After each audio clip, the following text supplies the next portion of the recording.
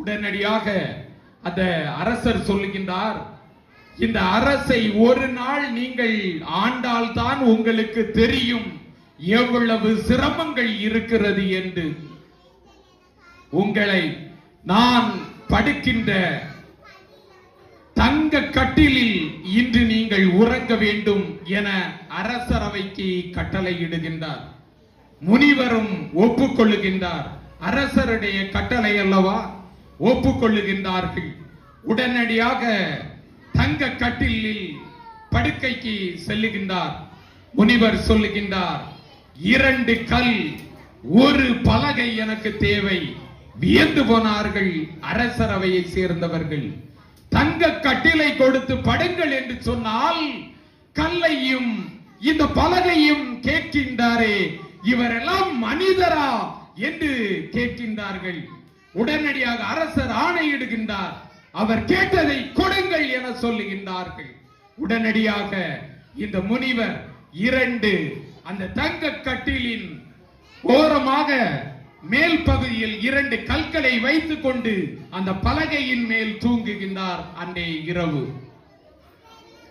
எதற்காக இந்த கதை என்று சொன்னால், அந்த முனிவர் தன்னுடைய கொள்கையை விட்டு ஒரு சற்று கூட அசராமல், அரசரே சொன்னாலும் என்னுடைய கொள்கையை விட்டு விலக மாட்டேன் என அந்த அரசரவையில் கூறியதை தான் உங்களுக்கு பதிவு செய்ய ஆசைப்பட்டேன்.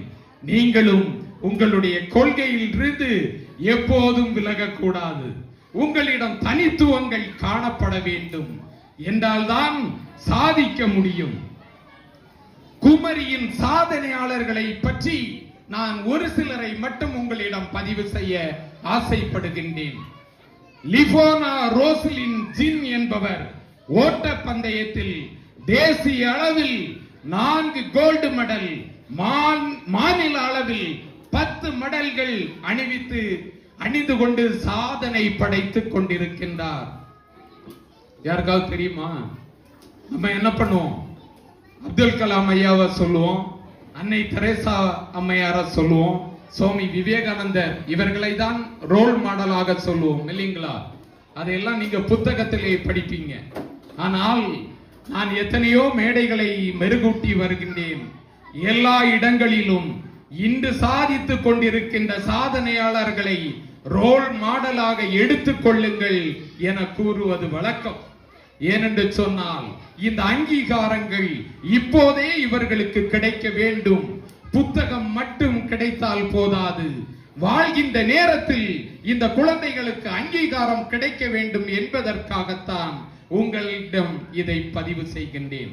திரு ஜெகதீஷ் என்பவர் ஆணழகன் போட்டியில் 33 முறை மாவட்ட அளவிலும், 28 முறை மாநில அளவிலும், 8 முறை தேசிய அளவிலும் சாதித்துக் கொண்டிருக்கின்றார்.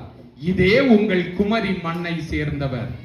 ஈஸ்வரன் மற்றும் ஆண்டனி ராஜ் கிரிக்கெட் TNPL விளையாட்டில் விளையாடி கொண்டிருக்கின்றார்கள். இதே குமரி மண்ணை சேர்ந்தவர். திரு கண்ணன் என்பவர் பளுதூக்கும் போட்டியில் இந்தியாவின் இரும்பு மனிதர் பட்டயத்தை பெற்று பல உலக சாதனைகளை படைத்துக் கொண்டிருக்கின்றார். இதே குமரி மாவட்டத்தை சார்ந்தவர். தீரஜ் என்னும் 11 வகுப்பு மாணவன் 9 உலக சாதனைகளையும் தமிழக அரசின் கலை இளமணி பட்டத்தையும் பெற்று இப்போதும் கொரோனா விழிப்புணர்வு பாடல் மட்டுமல்ல பல விழிப்புணர்வுகளை இந்த குமரி மண்ணில் செய்து வருகின்றார். வாரத்தட்டு பகுதியை சேர்ந்த இதே போன்று மழலை பெண்மணிகள் மாநில அளவில் நாட்டியத்தில் முதல் பரிசை பெற்று சாதித்துக் கொண்டிருக்கின்றார்கள். திருமதி ரெஜினா ராய் என்பவர் கை மற்றும் ஓவியங்களில் 9ற்கு மேற்பட்ட உலக சாதனைகள் படைத்து சாதித்துக் கொண்டிருக்கின்றார்கள். ஒரு லிஸ்டே வச்சிருக்கேன், சொல்றதுக்கு டைம் இல்லை, ஏற்கனவே டைம் ஆயிடுச்சு, எல்லாரும் தூங்குற டைம்.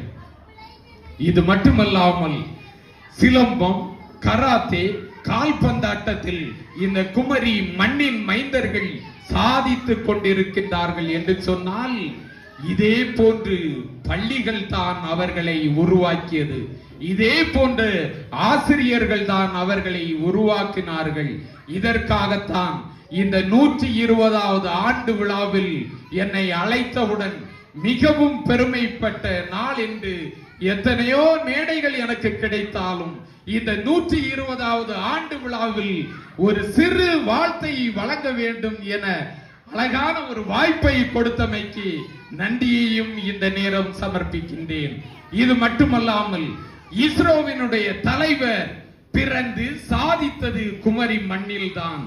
விஞ்ஞானி, கருங்கல் பகுதியை சேர்ந்த சயின்டிஸ்ட் சாதனை படைத்ததும் குமரி மண்ணில் தான். திரைப்பட நடிகர்கள் பலரை உருவாக்கியதும் குமரி மண்தான். பல இசையமைப்பாளர்களை உருவாக்கியதும் இந்த குமரி மண்தான். 4க்கு மேற்பட்ட திரைப்பட நடிகர்களை உருவாக்கியதும் இந்த குமரி மண்தான். IPS, IASகளை உருவாக்கி அழகு பார்த்ததும் இந்த குமரி மண்தான். எனது சிறு வேண்டுகோள் என்னவென்றால் ஒரு 5 வேண்டுகோள் தான். ஏற்கனவே ஐயாலாம் ரொம்ப தெளிவா சொல்லிட்டு போயிட்டாங்க. அப்பவே எனக்கு பதட்டமா இருந்தது. நான் சொல்ல வேண்டியதெல்லாம் சொல்லிட்டாங்களே, அப்புறம் என்னங்க பேசுறது அப்படின்னு மனசுக்குள்ள நினைச்சுக்கிட்டேன். நாம் அலைபேசிக்கு அடிமையாகி விடக்கூடாது என்பது என்னுடைய அன்பான வேண்டுகோள். அலைபேசியை நமக்கு அடிமையாக்கி விட வேண்டும் என்றால் நீங்கள் சாதிக்கலாம். மிக முக்கியமாக போதை பொருட்களுக்கு நாம் போதை பொருட்களை பயன்படுத்தவே கூடாது என்பது 2வது வேண்டுகோள். உடலுக்கு முக்கியத்துவம் கொடுங்கள் 3வது வேண்டுகோள். ஏனென்று சொன்னால் என்னுடைய வீட்டிலும் சரி காலையில் காலை உணவுகளை சாப்பிடுவது கிடையாது. அது மிக முக்கியமான ஒரு ட்ரெண்டிங் இப்ப போயிட்டு இருக்குது. உலக சுகாதார அமைப்பே அதை கண்டிச்சிருக்காங்க. சரிங்களா? எல்லாரும் காலையில சாப்பிடுங்க. மாணவர்கள் உங்களுக்காகத்தான். அடுத்தபடியாக கலாச்சாரத்தை இடமறிந்து கடைபிடிக்க வேண்டும் என்பது என்னுடைய 4வது வேண்டுகோள். எப்போதுமே மாடர்ன் ட்ரெஸ் எல்லாம் இப்ப நானும் விரும்புறதுதான். ஆனால் நம்முடைய மேடைகளை மெருகூட்டுகின்ற போது உடை அலங்காரத்திற்கும் சிகை அலங்காரத்திற்கும் நாம் முக்கியத்துவம் கொடுக்க வேண்டும். ஆனால் கலாச்சாரம் மாறிக்கொண்டிருக்கின்றது.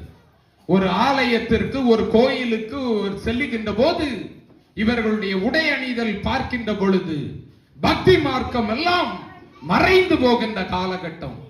இந்த மாணவ செல்வங்கள் இதை மாற்ற வேண்டும் என ஆசைப்படுகின்றேன். இறுதியாக 5வதாக கல்விக்கு முக்கியத்துவம் கொடுங்கள். ஏற்கனவே குறிப்பிட்டிருந்தார்கள். இருந்தாலும் இந்த 5ஐயும் என்னுடைய அன்பு வேண்டுகோளாக எடுத்துக்கொள்ளுங்கள்.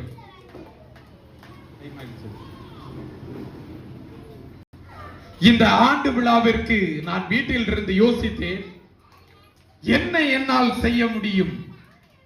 120வது ஆண்டு விழா என்கின்றார்களே, களியக்காவிளை பகுதியிலே இப்படி ஒரு பள்ளியா?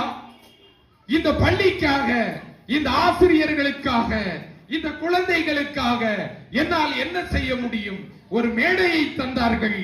நான் என்ன செய்வது என்று யோசித்தேன்.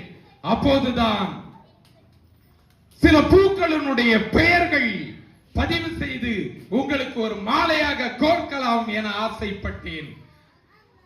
வானிதழ், ஒன்ககாந்தம், ஆம்பல், அனுசயம், தண்ணியக்கோளை, குறிஞ்சி, வெட்டி, செங்கோடு வேரி, தேமா, மணிசிகை, உறுதி 400, அறிவில் கொந்து, உலர்ந்து கூவும் எரிபொருள், சுருளி, சுருமம், வடனம், வாகை, வான்கொடாசம், எருவை, செருவிளை, மணப்பூங்குளை, பைனி, வாய்னி, பல்லின கௌரம், பசும்புடி, வளவம், பல்லினக்காராய், வெளிமாய்த்தாராய், வேலல், சூழல், சுருகிப்பனை, குறுந்தள்ளில் கன்னி, குறிகிளை, மருதம், விரிம்போல் கொங்கம், போகம், திலகம், தேன்கள் பாரி, செந்தமிழ், அதிரில், பெருந்தல், செந்தம், கருதை, குளவி, கடிமால், களிமா, தில்லை, பாலை, கல்வர், முல்லை, குள்ளை, படிவம், சிறுமார் தோட்டம், வாழை, வள்ளி, நீத்தல், நெய்தல், தாளை, தவளம், முள்தர்த்தாராய் ஞானல் வம்மல் நுறுந்தன் கொகுடி சேடல் செம்மல் சிறுந்தங்கொள்ளி கோடல் கைதை கொங்குதல் தாளை காஞ்சி மணிக்குத்தல் நெய்தல் பாங்கர் மராம் பல்பூசம் பிண்டி வஞ்சி பித்திகரம் சிந்துவாரம் தும்பை துலாகை சுடர்போதி நந்தி